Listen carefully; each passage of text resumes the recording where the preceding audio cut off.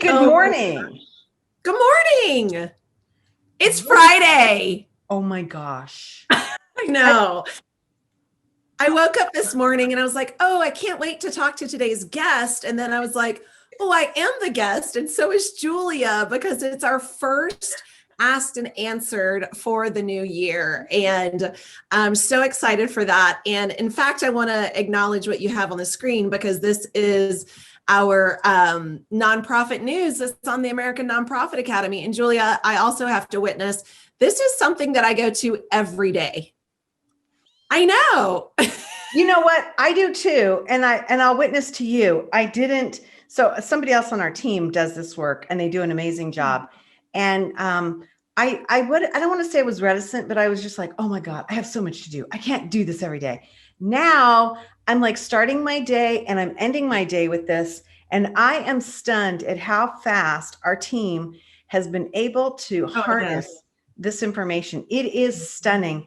And I just wanted to show it because this is from over 1,200 sources.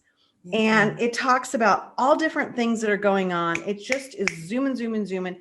If it is too much for you, you can actually go down by region. If you just want to glean the information from your region, which is like even mind blowing. That's right. And it's really cool. I'm like so proud.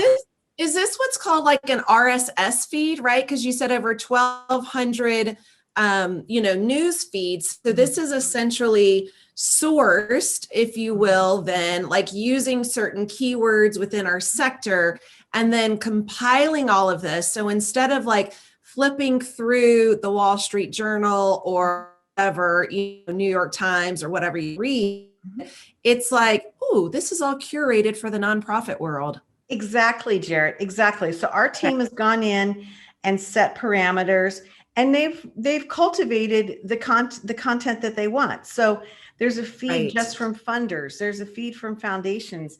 And basically, we have worked for years to determine what is the information that we are missing as a sector. Right. What do we need to know?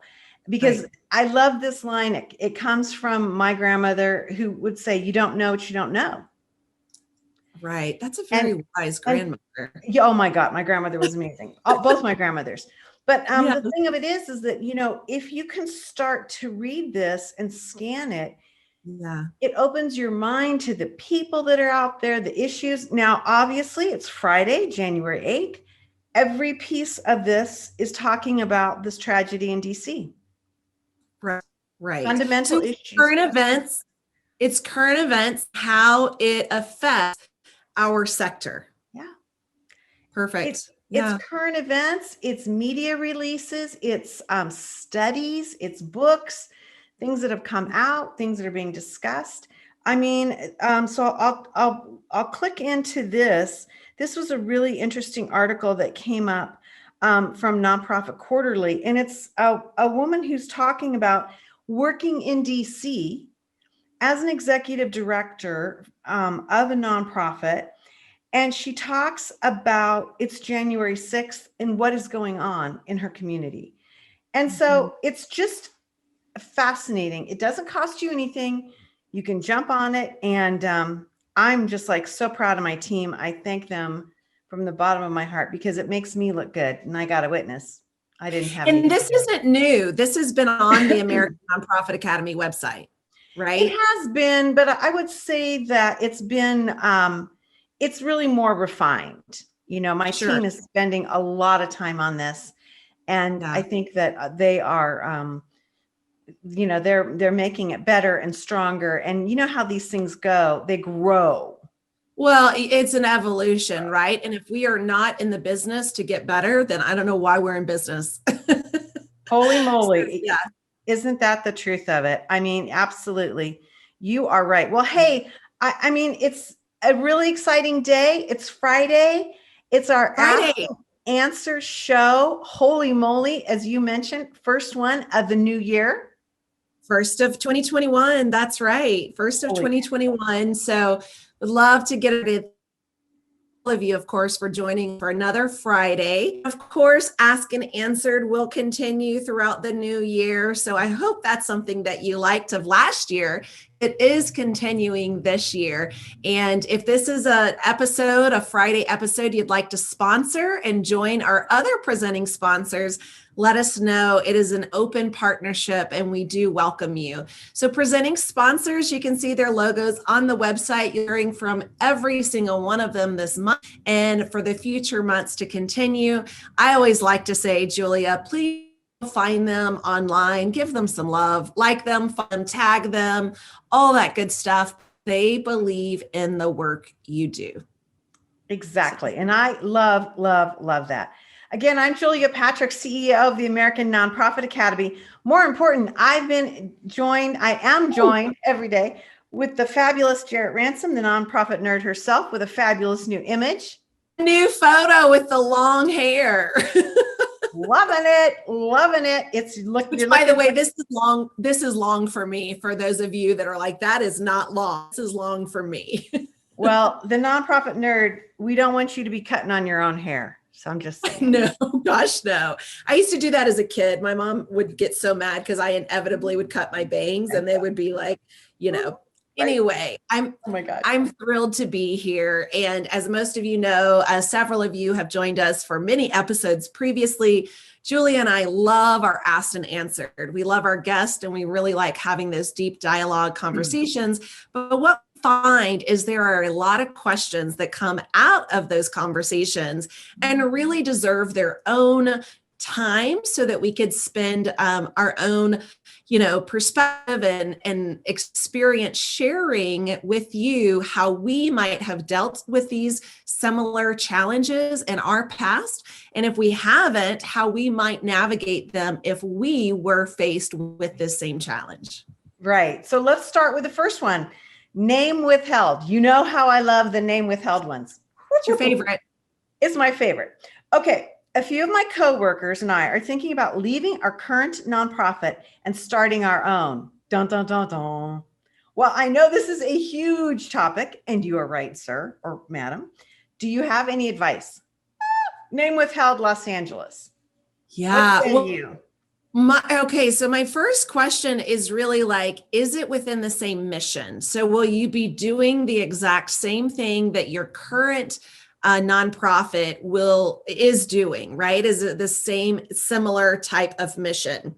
Mm-hmm. If it is, I would highly recommend that you have a conversation to see how you might enhance, involve, or engage in a different manner, right? I would go there first. If you are looking at something completely different, or perhaps it's a completely different, practice on how you deliver your programs and you don't truly see an alignment, I really encourage you to research the work that it takes to not only start a nonprofit, but to build and to sustain a nonprofit to be successful. I agree with you. Yeah, I agree with you on one part. My first thought is something that my dad always told me as a little girl. If you think that there's a place for you in the market, go and work for that competitor to see what things, or somebody in the competitive set, to see what's going on, to actually learn. And it might be brutal, but it will be like getting your MBA in that particular topic. So again, to Jarrett's point, if it's an area that you do not know or you're not familiar with, then you need to do it. If this is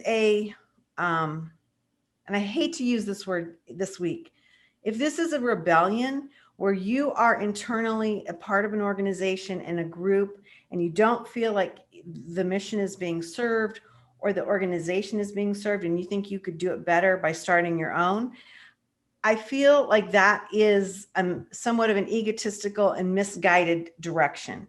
My sense of it would be to figure out what your grievances are, what a new and different path might look like, and then navigate that towards the board. And you know what? I've been there and I've done that. It's not always successful and it creates a lot of heartburn, but I think it's the moral thing to do, because if you are serving a nonprofit that's not working, it is incumbent upon you as a leader to try and make it work. And we talked about this yesterday with our guest on, Jennifer. think beyond. And she was speaking specifically around the communications person, but I believe it goes further than that. As an employee, you are a stakeholder of the nonprofit, right? And to your point, Julia, it is incumbent upon yourself to, bring certain topics, issues to the attention to be addressed. Exactly. And Jarrett, and we talked about this in the pre-Chitty Chat meeting that Jarrett and I and our team have together. And, we have discussed, we've tried really carefully to walk a fine line between being too political and not. But I do believe that in when you don't speak up, you get the circumstances that we are faced with right now in our country. I hope we don't lose, viewers over that. But I do believe that if ever there was a time that we needed instruction or reminding that we're all in this together and we need to speak up in a logical, natural, authentic voice, but we need to address things, right? Yes. And current events do affect our community, right? They affect our community, they affect us individually, they affect our stakeholders at large. And so political or not, right, Julia, like this is a conversation, regardless of the current events, that we do need to do that environmental scan. Back to yesterday's guest, Jennifer, we should always do an environmental scan. What is happening? What is current events? And what do we need to consider and possibly include and implement into our own organization? And I'm really appreciative that you brought that up because I loved that concept of environmental scan.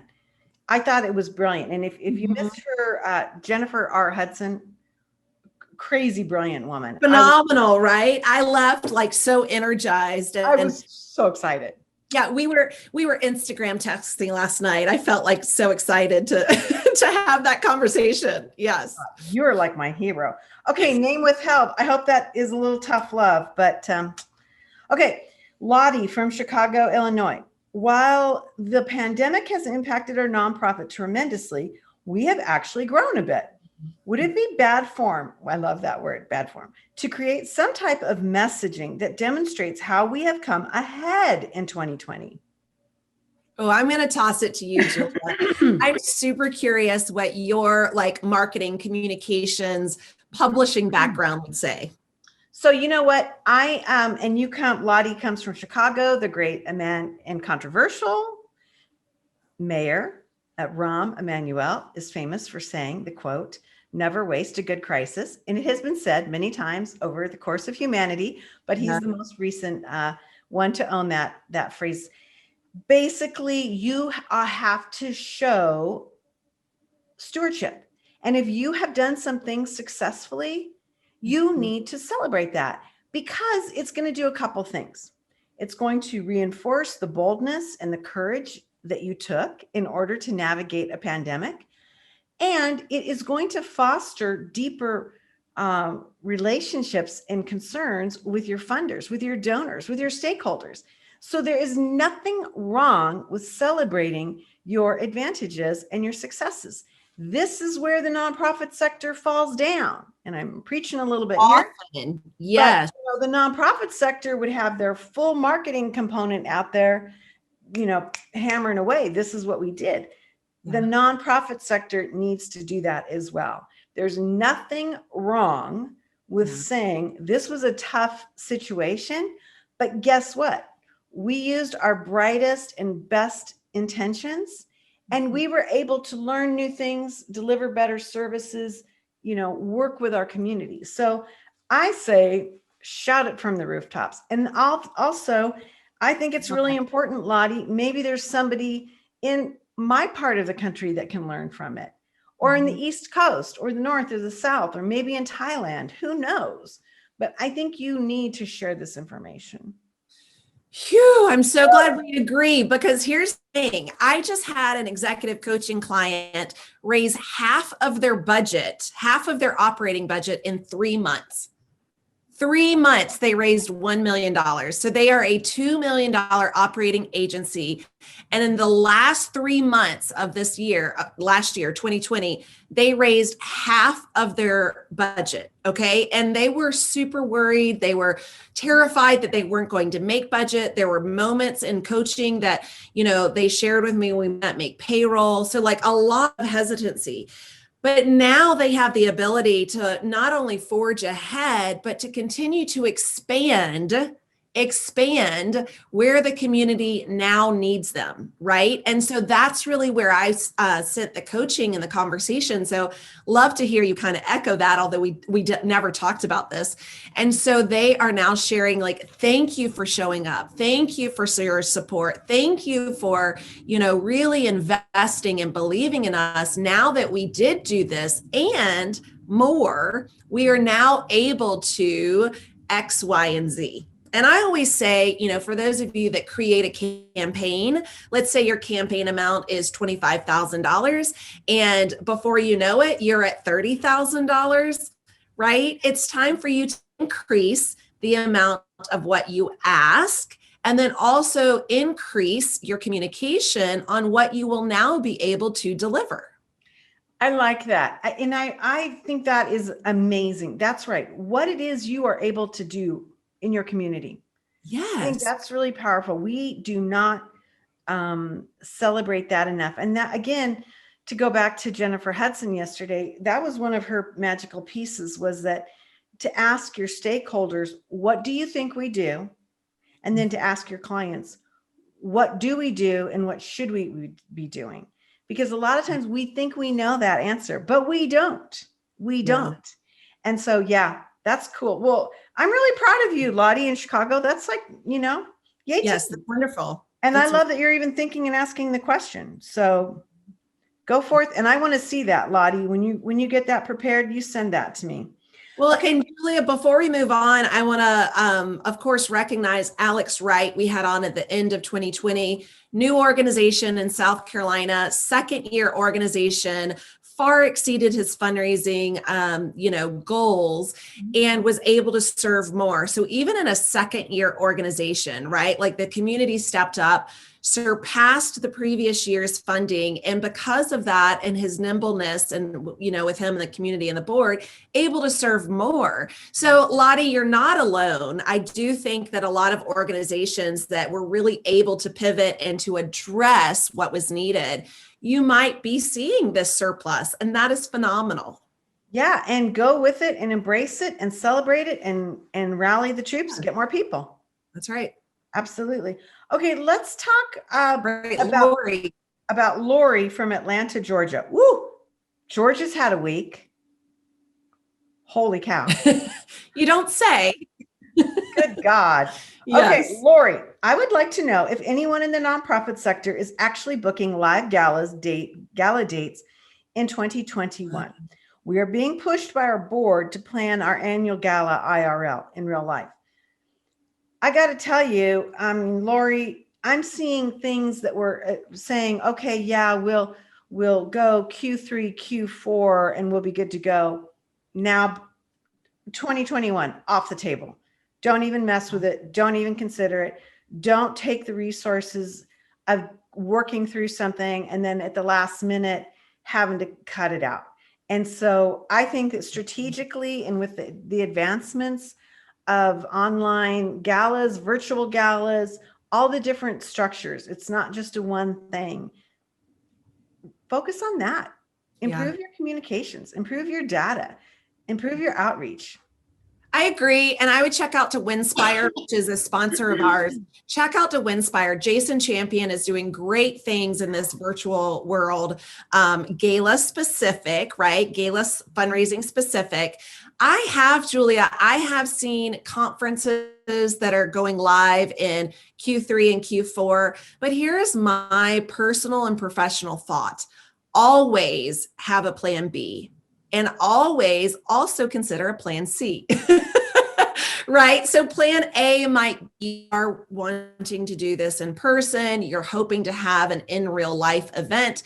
Plan B would be what does it look like? And I also really believe now, because so many of us have become accustomed to this virtual space, I think, and we've talked about this many times before, there will remain a hybrid component from here on out. I do not think the virtual world is going away, while also having in-person events. And this is something that has been on the table for probably at least the last decade of having, we do this in person and we stream it. We do this in person and we receive questions from the internet. So I think there's always been that technological component. And you're right, Julia, this year has completely enhanced and advanced the capabilities. But check out Winspire right here, Jason Champion. They have got some really great resources for you. Yeah, I agree. I think you need to, look at what it could be, but you got to reevaluate. Okay, let's go to Richard in Houston, Texas. I'm thinking that I want to hire a PR firm to help us refine our messaging campaigns, not our logo or our branding, more of our messaging. Do you think it is a good time to do this, or will donors and funders think this is extravagant? Wow, interesting question. Interesting. Yeah. Yeah.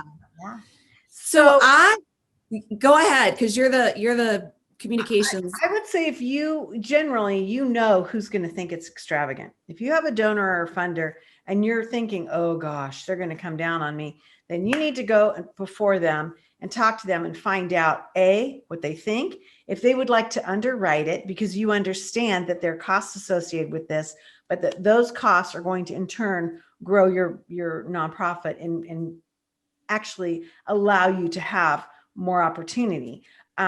But don't shy away from this. This is, as my mother, Judy Patrick, would say, stinking thinking.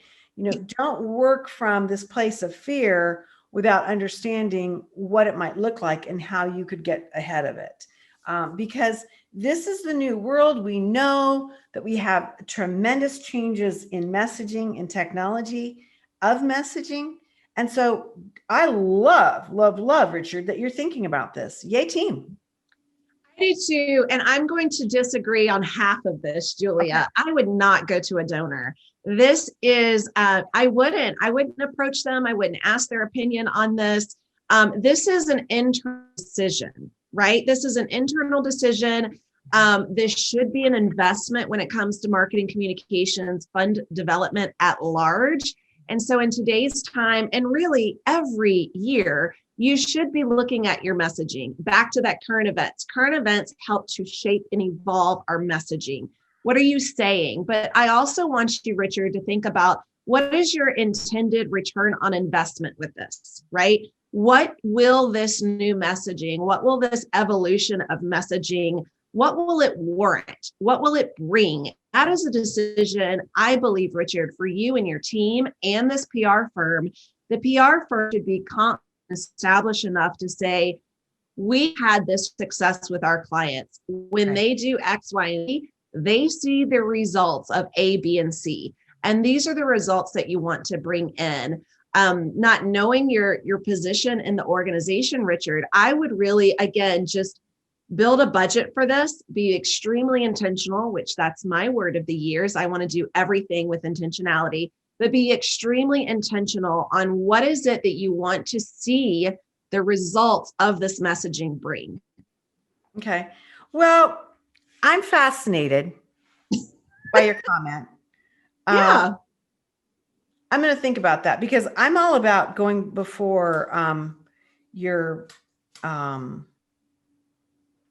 big donors or your big funders and heading this off. But I'm going to think about it. Yeah. And I don't know that I would go to those that I think would oppose it. If you go to a donor, go to one that believes in it and them, right, to support it, as opposed to getting. We're a small group, 5 years old, and poised to really grow. We have a board member who's volunteered to work on the system with us. Is this a good idea? So, Jarrett, you're back with us? I'm back. Okay.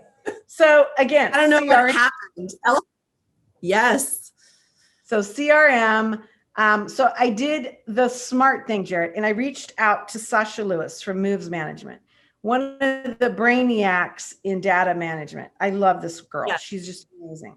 Okay, so she rates to, because I was like, look, this question came in, what would you do? And she said, yes, if the board member has a skill set and expertise in this area, yes. The biggest need facing data management in the nonprofit industry is professionals that understand the bigger picture.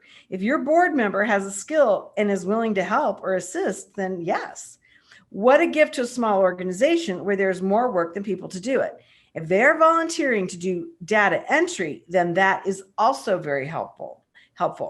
Just have the right controls so they cannot access more than they need to access, and do not allow them to create new table codes without careful consideration or understanding. I love that. I thought that was really smart. So you don't just like turn over the passwords necessarily, so that things can be changed, but you do this with intention and strategy. So I think that's super smart. And I appreciate, Sasha, you helping us with that. And I hope, Nia, that helps you understand what some of your options are. And I'm in that same CRM transition right now. And in fact, we're going with Bloomerang, right? And they have made it so simple for us in this transition. And I do board member assisting. So I say yes. Cool. I think that's great. I think that's a really good thing. Hey, we're just, it's amazing how our day has like zipped past us. I want to mention that today is the last day for this boardable survey. And it's really important for all of us across this country to participate in things like this, because the more we know what other boards are doing, the better and the stronger we're all going to be. So Boardable has the survey. It won't take you long. And then they're going to release these results on the Nonprofit Show, which we're very excited about. So you heard it first here. Yeah, it's really cool. I mean, it's I can't wait to hear how it all shakes out. So check them out, bit.ly NFP board survey. You can also access that through our site or their site. Again, I'm Julia Patrick, CEO of the American Nonprofit Academy, been joined by the nonprofit nerd herself, Jarrett Ransom, CEO of the Raven Group. Wow. If you have a question, and you can see all the different types of questions that have come in, you have 4 ways to get to us. So check us out on any of these different platforms. Let us know what you're thinking. And Chris, thank you. We see yours. You asked it live. I copied it. We will definitely include it in an upcoming Ask and Answer. So that's a 5th way to reach out to us, is right here. Just send us a message and we will capture that for another episode. So thank you, Chris. Awesome. Awesome. Again, we want to thank our presenting sponsors. Without you, we would not be here having this conversation and getting to share the thoughts of so many people across this great nation that do important work in the philanthropic world. We're so appreciative of that. Hey, Jarrett, thank you so much. Another great way to kick off the new year. And we want to remind everybody, and we say this every day, but we really from the heart mean it. Stay well so you can do well. We'll see you back here on Monday. Thanks, everybody.